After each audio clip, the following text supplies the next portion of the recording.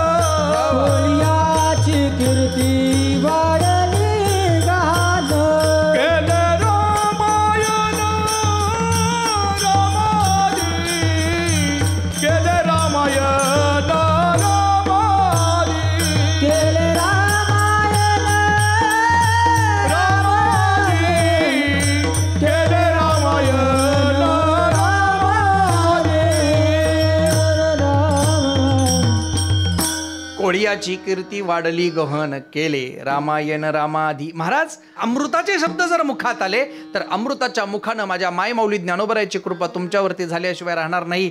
महाराज, ते जीवनच असं काय की ज्याच्या जीवनामध्ये ज्ञानेश्वरी गाथा नाही.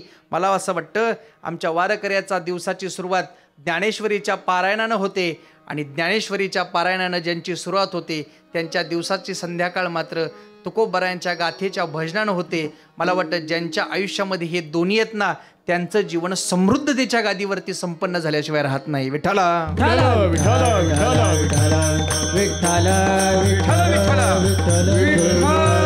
ज्ञानोबा माऊली आहेत. अंतःकरणाची भूमिका आहे, अंतःकरणाची स्थिरता आहे, अंतःकरणाची दृष्टिक्षेपण अवस्था आहे आणि विचारांची परिसीमा आहे. विचारांच्या परिसीमेला असणारी अमृताची वाणी आहे आणि अमृताची वाणी रत्नाकर रूपी देहाच्या असणाऱ्या विचारधर्तीनं असात्विक होती. असात्विक वृत्तीनं असणाऱ्या सात्विकपणाचा भाव व्यक्त करत होती, पण असात्विक राहिली नाही, असात्विक झाली नाही.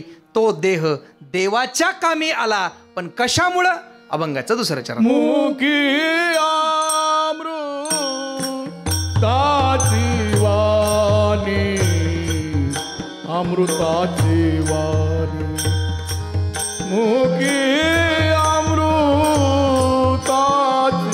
वाणी, अमृताची वाणी, मुखी अमृताची वाणी, अमृताची वाणी, मुखी अमृताची वाणी, अमृताची वाणी.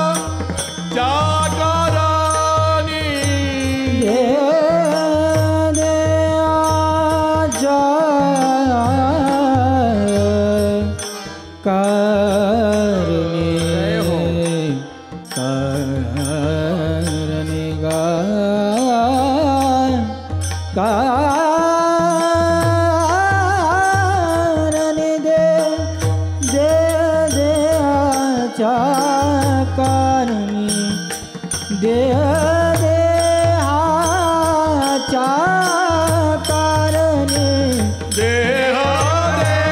देवाचा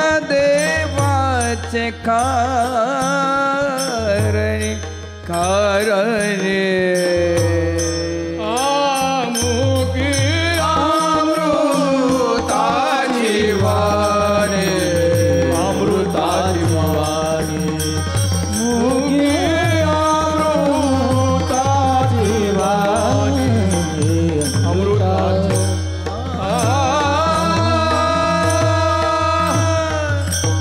विठोबा रखुमाई, विठोबा रखुमाई, विठोबा रखुमाई, विठोबा रखुमाई.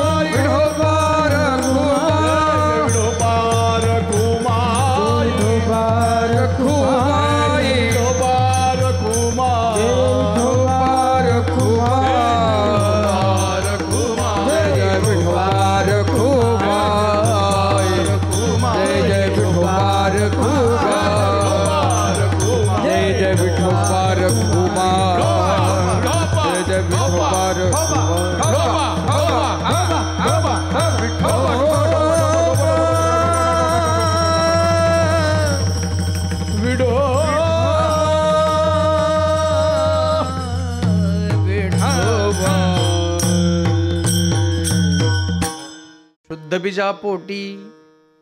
बीजा पोटी फळे रसाळ गोमटी, मुखी अमृताची वाणी, देह देवाचे कारणी. महाराज, शुद्धत्व गादीच्या प्रवासानं निघालेल्या जीवाच्या उद्धारार्थक अवस्थेची सर्वच्या सर्व संप्रेक्षणं जीवाच्या उद्धारार्थक अवस्थेमधूनच जातात.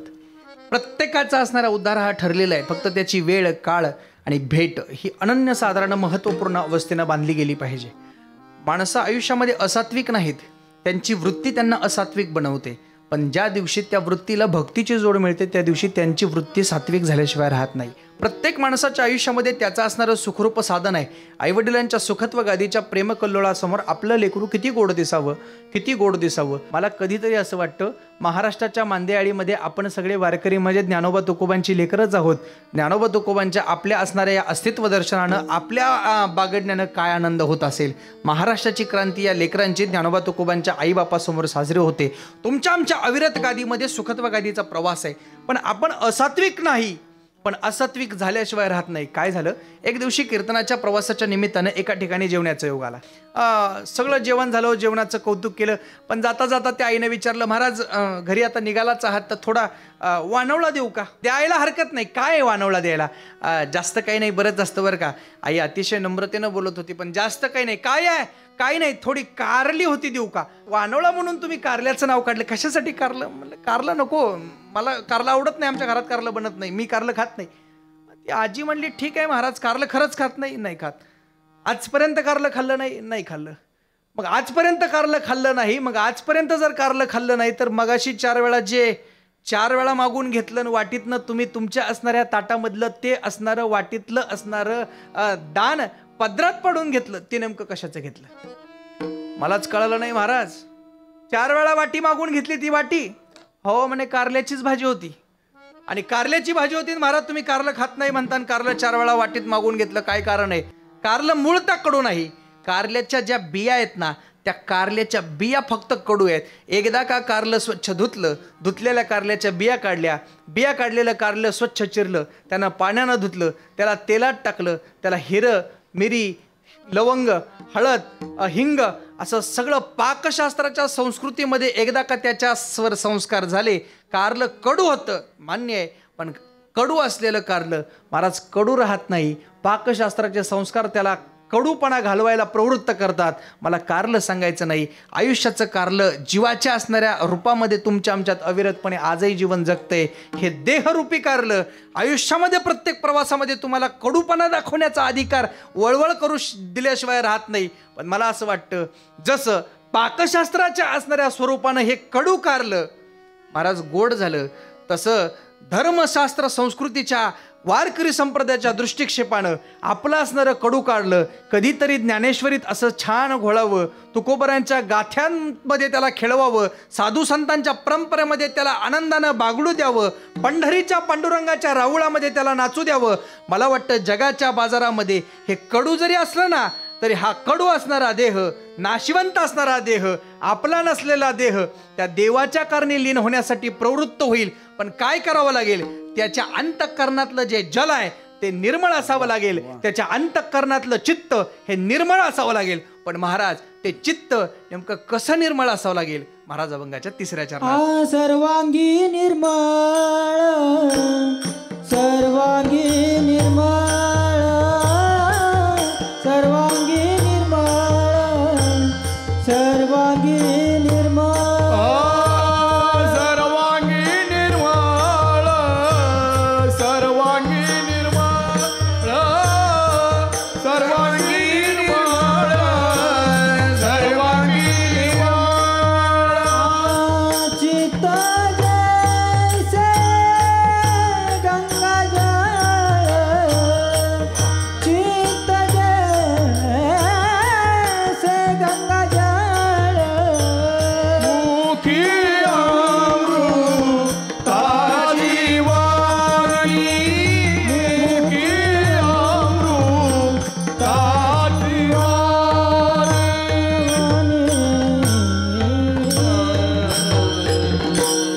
सर्वांग निर्मळ, चित्त जैसे गंगाजळ. महाराज गंगेचं पाणी निर्मळ आहे, किती निर्मळ आहे. कितीही दिवस ठेवा तरी गंगेच्या पाण्याला कोणताही विकार नाही. जसं गंगेचं पाणी विकार रहित आहे. अंतःकरणातलं सात्विक देहबुद्धीचं असणारं विचाराचं मंथन असंच झालं पाहिजे की जे विकार रहित आहे. आपल्या अंतःकरणातला असणारा असात्विकतेचा भाव कधीही जागा न होऊ देता आपल्या सात्विकीकरणाला इतकी वृद्धी मिळावी की जगत कल्याणाच्या, जगत उद्धाराकरता आपलंच असणारं संप्रेक्षण या महाराष्ट्राच्या मातीकरता अविरतपणे गेलं पाहिजे. कधीतरी ज्ञानोबांचा, कधीतरी तुकोबांचा, आदी सकल संतांचा विचार कधीतरी केला पाहिजे. सर्वांगानं झटलेली जगाच्या कल्याणा संतांच्या विभूती, देह कष्टविती परोपकारे, ती आई ज्ञानराज आहे, तीच माऊली आहे. आणि जेने निगमवल्ली प्रगट केली, श्री गीतालंकार माय ज्ञानेश्वरी, ब्रह्मानंदी लहरी प्रगट केली. सुखत्व गादीचा प्रवास कुणामुळे होत असेल तर फक्त संत कृपेने होतो, तुकोबांमुळे होतो, नाथांमुळे होतो. कोण आहे असा की जो मोक्ष देईल पण अंगावरती 108 वेळा थुंकून घेईल. यौवन अंगावरी थुंकला पण प्रसाद देऊनी मुक्त केला. महाराज आपल्याला चुकून अंगावरती, चुकून म्हणतो मी, चुकून सदऱ्यावरती जर एक गाडीचा असणारा चालता चालता जर एक मातीचा चिखलाचा थेंब पडला तर आपण रागावून पाहिल्याशिवाय राहत नाही. पण यौवन अंगावरती थुंकलाय पण थुंकलेल्या यौवनाला प्रत्युत्तर देत नाहीत माझे नाथ महाराज. नाथ महाराजांनी प्रत्युत्तर दिलेलं नाही तर मग काय दिलंय? प्रसाद देऊनी मुक्त केला. ती शुद्ध बीज आहेत, ती सात्विक फळ आहेत, ती सात्विक संपन्नता आहे. मला वाटतं कधीतरी तुकोबांकडे जावं. आपणच लिहिलेलं आहे, आपलं कर्तृत्व आहे, आपलं नेतृत्व आहे, आपलं दातृत्व आहे आणि आपल्या नेतृत्वानं केलेलं हे कार्य आहे. आळंदीच्या इंद्रायणी तटामध्ये, देहूच्या इंद्रायणी तटस्थ गादीवरती आपणच लिहिलेलं कार्य आपल्या देखत, डोळ्यां देखत बुडवून घेणं पाहावं लागलं. हे पाहणं सर्वसामान्य नाही, हे पाहून घेतलं. पण मला वाटतं तरी सुद्धा पाहणं जरी असेल ना तरी मला वाटतं जगाच्या पाठावरती या असणाऱ्या परिसीमेच्या भूमिकेमध्ये आपल्याला ते सुख मिळतं. त्याचं एकच कारण आहे, तारियल्या जैसाल्या लाह्या तराव्यात. तसं माझं गाथेचं असणारं तरण व्हावं. आणि मला वाटतं गाथा तरली का विषयच नाही, मला वाटतं गाथेमुळे तुमचा आमचा सगळा वारकरी संप्रदाय असा तरुण आहे, स्थिर आहे, आनंदानं आहे. आणि आनंदाच्या परिसीमेनं तुमच्या आमच्या आनंदानं या असणाऱ्या तरण्यावरती ज्ञानोबरायांच्या कृपेनं, तुकोबरायांच्या कृपेनं गुरुत्वगादीचा असणारा अधिकार तुमच्याकडे मिळतो. त्याचं एकच कारण आहे, ज्ञानोबराय ज्ञानेश्वरीत म्हणतात, जे ज्ञान जयाच्या हाती तोची समर्थ मुक्ती, जैसा शतमक संपत्ती स्वर्गीची आहे.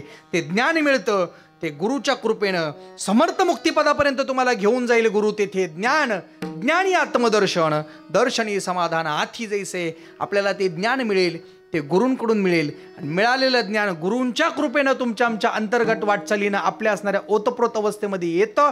ते ओतप्रोत आलेल्या अवस्थेचं असणारं समृद्धीकरण कृपेनं जर कुणाच्या होत असेल तर शुद्ध गादीच्या, संतत्व गादीच्या असणाऱ्या कृपेने. पण महाराज आपलं तसं नाही. आपण पाहिलं ना की आपली नियत कळते. माणसं चांगलं पाहत नाहीत. आज माणसं कशी पाहतात, कसंही पाहतात पण चांगलं पाहत नाहीत. तुकोबांनी सांगावं, ज्ञानोबांनी सांगावं, डोळे तुम्ही घ्या रे सुख पहा. विठोबाचे मुख काय पाहायचंय तुम्हाला? ते विठोबाचं मुख पाहायचंय. पण हे मुख पाहण्यासाठी महाराज, त्या मुखाला पाहण्यासाठी आपल्याला ती मुखत्व गादी मिळाली नाही. ती फक्त असणाऱ्या शाश्वत शुद्धीकरणानंच येते. आणि कशी येते? महाराज म्हणतात, ती सुखाची विश्रांती जर तुम्हाला घ्यायची असेल ना तर ती फक्त आईच्या कृपेने मिळते. सुखाची विश्रांती उमटे मातेची चित्ते, सुखाची विश्रांती उमटे मातेची चित्ते, सुखाची विश्रांती उमटे मायेची चित्ते, सुखाची विश्रांती उमटे मातेची चित्ते, सुखाची विश्रांती. ऐसा मातेचा स्वभाव सूत्र दोरी एक जीव, ऐसा मातेचा स्वभाव सूत्र दोरी एक जीव, ऐसा मातेचा स्वभाव पुत्र दोरी एक जीव, ऐसा मातेचा स्वभाव पुत्र दोरी एक जीव. ऐसा मातेचा स्वभाव सूत्र दोरी एक जीव, ऐसा मातेचा स्वभाव सूत्र दोरी एक जीव, ऐसा मातेचा स्वभाव सूत्र दोरी एक जीव, ऐसा मातेचा स्वभाव सूत्र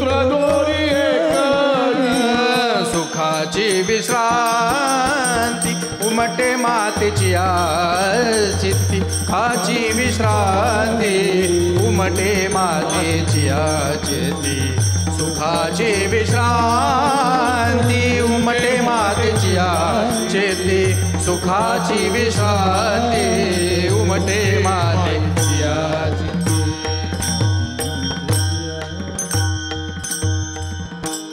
ऐसा मातेचा सोहळा सूत्र दोरी एक जीव ऐसा मातेचा स्वभाव सूत्र दोरी एक जीव सुखाची विश्रांती उमटे मातेची चित्ती सुखाची विश्रांती उमटे मातेची. आईचे अंतःकरणामध्ये त्या असणाऱ्या लेकराविषयी जसं हित आहे. ऐसी कळवळ्याची जाती करी लाभाविन प्रीती मातेची चित्ती अवघी बालकाची व्याप्ती देह विसरे आपुला जवळी घेता शीन गेला. आई बापाच्या अंतःकरणानं खऱ्या अर्थानं ही परंपरा समृद्धतेच्या गादीला जाते.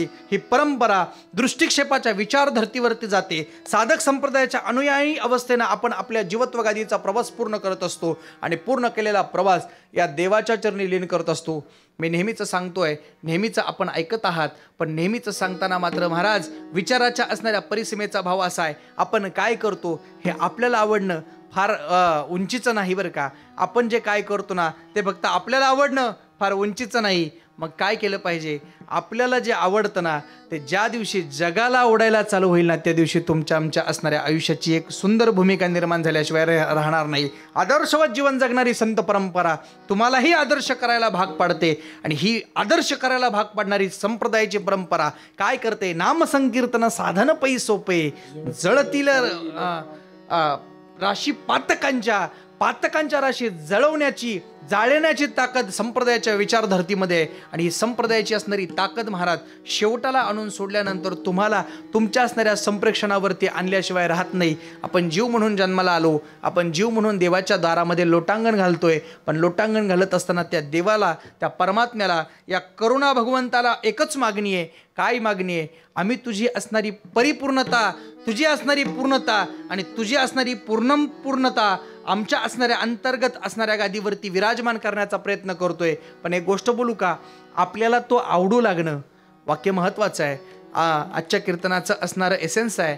काय महत्त्वाचं वाक्य आहे, आजच्या कीर्तनातनं आपल्याला इतकंच घेऊन जायचं आहे, आपल्याला तो आवडणं. ऐकताय तुम्ही, ऐकताय ना, आपल्याला तो आवडणं, आपल्याला तो देव आवडणं, आपल्याला ते संत आवडणं, आपल्याला संतांचे विचार आवडणं आपल्या असणाऱ्या परमार्थाची सुरुवात आहे. ऐकताय तुम्ही, आपल्याला तो देव आवडणं, आपल्याला ते संत आवडणं, आपल्याला त्या संतांचे विचार आवडणं, आपल्याला त्या संतांच्या विचारधारेवरती आपण जीवन जगावं असं वाटणं ही परमार्थाची सुरुवात आहे. पण ज्या दिवशी आपण जे करतोय ते सारंच्या सारं या देवाला आवडेल ना त्या दिवशी परमार्थाचा असणारा खरा समारोप आहे. तो आनंदाचा क्षण आहे, तो आनंदाची क्रांती आहे. आणि या समारोपानं आपलं जीवन समृद्ध झालं पाहिजे. आपण काय करतो याला कोणी विचारात घेत नाही, आपण काय केलं याला सगळेजण विचारात घेतात. आणि जे केलं ते विचारात घेण्यासारखं असावं. आणि असं असण्यासाठी महाराज आपल्याला सुखाच्या विश्रांतीची गरज आहे. सुखाच्या विश्रांतीची भूमिका व्यक्त करायची आहे. आपल्याला विश्रांती मिळते पण सुखाची मिळत नाही. पण सुखाची विश्रांती जिथं मिळत नाही तिथं सुखाची विश्रांती न मिळण्याचं एकच कारण आहे, आपलं पाप आपल्याला ताप करतंय आणि करणाऱ्या तापानं खऱ्या अर्थानं विश्रांती मिळत नाही. मग महाराज म्हणतात, काय म्हणतात महाराज, शुद्ध जर बी असेल, त्याचं असणारं फळ रसाळ असेल, गोमट्ट असेल, तर त्याच्या मुखात अमृताची वाणी असेल, त्याचा देह देवाच्या कारणी लीन झालेला असेल, तो सर्वांगाने निर्मळ असेल, त्याचं चित्त गंगेच्या जळाप्रमाणे शुद्ध असेल. आणि इतकं जर सारं असेल तर महाराज म्हणतात, मी जर इतका मोठा असलो ना तरी मलाही असं वाटतं गोमट ते करा माझे, हार ओझे तुम्हासी माझेही गोमट करा, माझेही गोमट करा. का, ते फळ रसाळ आहे, ते फळ गोमट आहे. आणि असं गोमट असणारं फळ जर या असणाऱ्या पांडुरंगाच्या दारात जर असेल, पांडुरंगाच्या शुद्ध असणाऱ्या सात्विक अंतःकरणाच्या पटलावरती त्याचं जीवन जर समृद्ध गादीच्या तत्वावरती जात असेल तर मग काय होईल, महाराज म्हणतात, जाईल ताप आणि मिळेल विश्रांती अभंगाच्या शेवटच्या चरणात. तू का म्हणे जाती, तू का म्हणे जाती, तू का म्हणे जाती, तू का म्हणे जाती. कामनी जाती तुका म्हणे जाती तुका म्हणे जाती तुका म्हणे पाप दर्शने विश्रांती पाप दर्शने विश्रांती शुद्ध बीजावडी फळे रसाळ गुमटी शुद्ध बीजापोटी शुद्ध बीजापोटी ताप दर्शने विश्रांती ताप दर्शने विश्रांती मुखी अमृताची वाणी मुखी अमृताची वाणी देह देवाचे करणे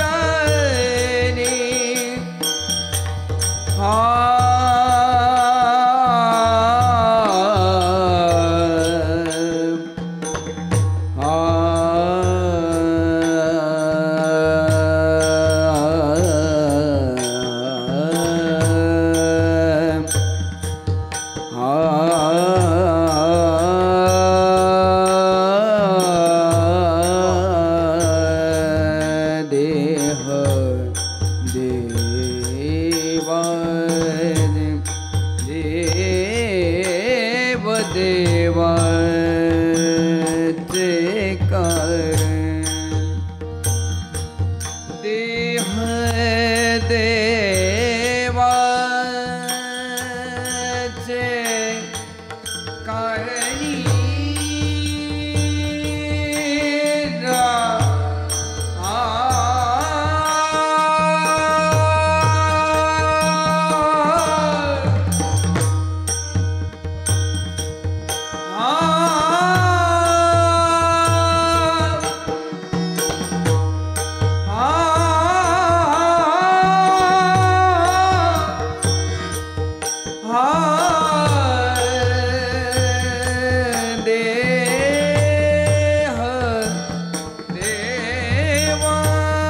देवाचे कारणी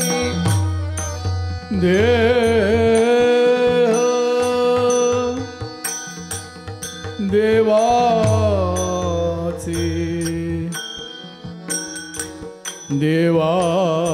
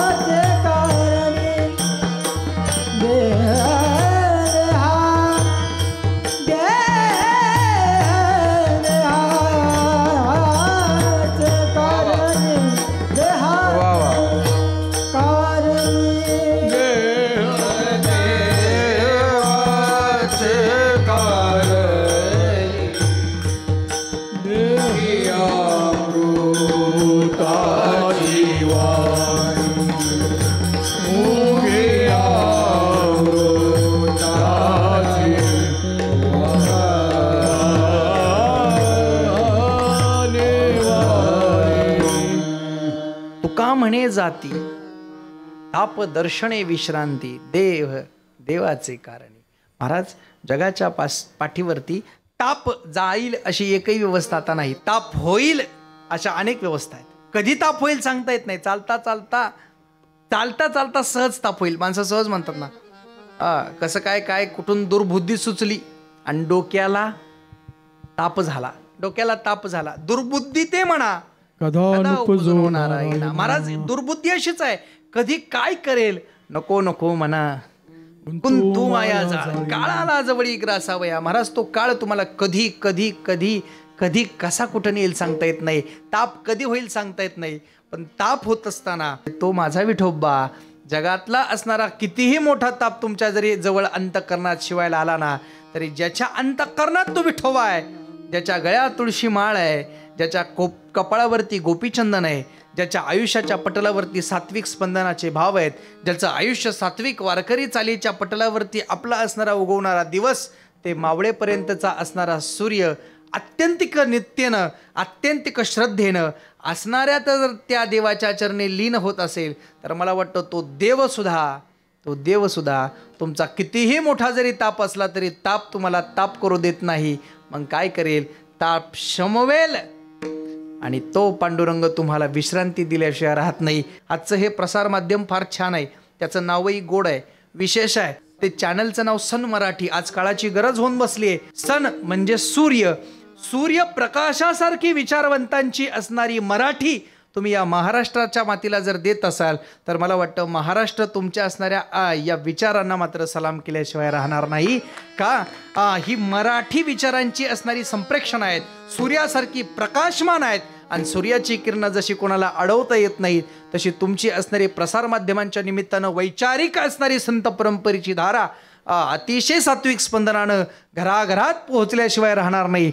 अतिशय शुद्ध अंतःकरण आपण आपलं जीवन जगलं पाहिजे. उभं राहिलो तर सात्विक अमृताचे थेंब खाली पडले पाहिजेत, आणि खाली बसलो तर असणाऱ्या थेंबांचं असणारं सुंदर असं छोटंसं असणारं कमळ फुलल्यासारखं आनंदाचं आपलं जीवन फुलावं, अशी सात्विक स्पंदनं निर्माण करून तुकोबारांची असणारी विचारधर्ती आजच्या असणाऱ्या अभंगाच्या निमित्तानं घेतली. शुद्ध बीजापोटी फळे रसाळ गोमटी, मुखी अमृताची वाणी, देह देवाचे कारणी. हा देह कधीतरी देवाच्या चरणी जर आपण लीन केला, तर एकदा तो लीन झाला ना, पुन्हा आयुष्यभर त्याच्या चरणावरती त्याचं सुख अनुभवल्याशिवाय राहणार नाही. फक्त आपलं असणारं हे सुंदर असं कपाळ त्याच्या असणाऱ्या चरणावरती कधीतरी आपण घेऊन गेलं पाहिजे. हीच सात्विक शुद्ध भावना तो देव तुमच्यापासून घेतल्याशिवाय राहणार नाही. आणि अशीच सात्विकता जपत जपत संप्रदायाच्या असणाऱ्या विचारबांधी आळीला एक उज्ज्वल परंपरा लाभत जावी, आणि उज्ज्वल परंपरेमधनं आपलं आयुष्यही उज्ज्वल व्हावं, हीच माफक अपेक्षा या चिंतनाच्या निमित्ताने व्यक्त करतो. आपल्या सर्वांच्या असणाऱ्या कृपेनं आपला असणारा भगवंत आणि त्याच्या संगतीनं आपण सुखाचे प्रवासी व्हावं, नित्य आनंद, नित्य सुखत्व, नित्य स्वानंद आनंदाचे अधिकारी व्हावं, अशी माफक इच्छा व्यक्त करतो. आणि या ठिकाणी सेवेला विराम देतो. ज्ञानेश्वर माऊली ज्ञानराज माऊली महाराज, ज्ञानेश्वर माऊली ज्ञानराज माऊली, माऊली ज्ञानेश्वर माऊली ज्ञानराज माऊली, ज्ञानेश्वर माऊली ज्ञान महाराज, ज्ञानेश्वर माऊली ज्ञानराज माऊली महाराज, ज्ञानेश्वर माऊली ज्ञानराज माऊली. विठ्ठल जय जय विठ्ठल, जय जय विठ्ठल जय जय विठ्ठल, जय जय विठ्ठल जय जय विठ्ठल, जय विठ्ठल जय जय विठ्ठल, जय जय विठ्ठल, जय जय विठ्ठल, जय विठ्ठल जय जय विठ्ठल. हा बोलिले लेकुरी वेडे वाकुडे उतरे, करा क्षमा अपराध महाराज तुम्ही सिद्ध, नाही विचारिला अधिकार व्यापुला, करा क्षमा अपराध महाराज तुम्ही सिद्ध. कामने ज्ञानेश्वरा माया पैकी करा, करा क्षमा अपराध महाराज तुम्ही सिद्ध. ज्ञानदेव तुकारा, ज्ञानदेव तुकारा, ज्ञानदेव तुकारा, ज्ञानदेव तुकारा, ज्ञानदेव तुकारा, ज्ञानदेव तुकारा, ज्ञानदेव तुकारा.